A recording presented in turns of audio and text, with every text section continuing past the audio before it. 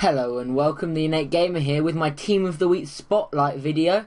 And in this week I've got 3 players here, so let's start with Sagna. Okay, the first thing I noticed that makes him really interesting in my opinion, look at that position, centre back. 79 pace, 80 passing, 84 defending, 79 heading, 78 dribbling. What a brilliant all-round centre back he is. And for that reason, I think he's going to be 200 plus, maybe 170, 180, because he's just so good. And as we know, players like black cards, so, he'll be even more, sought after. I just think he's going to be worth a packet. And, not unreasonably, I think, because he looks like such a good player. I mean, look at him. Those stats. I really want to fit him into a team.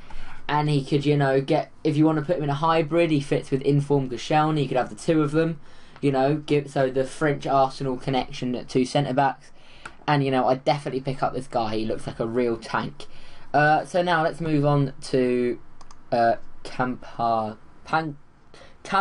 I can't even read. Camagnaro, that'll do. You know what I mean. Anyway, 73 pace, 85 defending, 83 heading. Not bad. I mean, 85 defending, 83 heading, really good. But what, marked him out for me is that 73 pace, He's quick enough, he can get back, he can tackle. He's got the pace, and I don't think he'll go for too much, purely because he is in Serie A, where they have Ogbonna, Chiellini, 2 fairly cheap, absolutely beastly centre-backs. And then you've got, lots of other really good, cheap centre-backs as well. So people aren't as inclined to buy these in form, so they might not.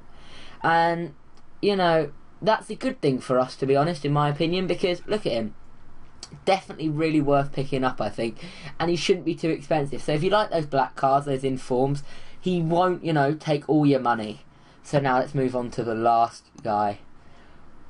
Well, guys, as you've probably heard before, or not, I don't know, I'm a Celtic fan, and after last night, can I just say that football, they need to change their rules. Since when are rugby tackles in the box allowed from corners? Gary Hooper, if you didn't watch the match, basically, alright, Juventus, they were a lot more incisive than us, they were better finishing, they took their chances, but a couple of their decisions were absolutely ridiculous.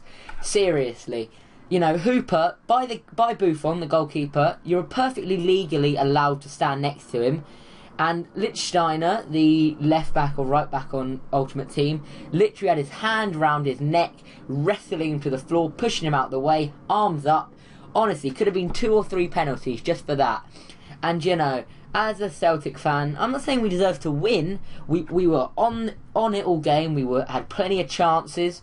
We weren't as, incisive in that final third, but we didn't deserve to lose 3-0. I think a draw was, a fair result. And if the ref had picked up on a few of these fouls, then I think it would have been differently. And I'm not one to complain. If they were, decent decisions that could have gone either way, not, all 50-50. I don't want 50-50 to go our way. I'm just saying that they were blatant. And he booked one of their players, Juventus player. He then, 10 seconds after, had his hand round the waist of our player and throws him to the floor.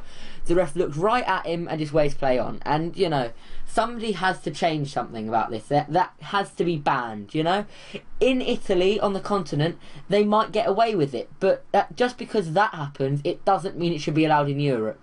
That's like saying, alright, we see a lot of, slightly violent lunges in the Premier League.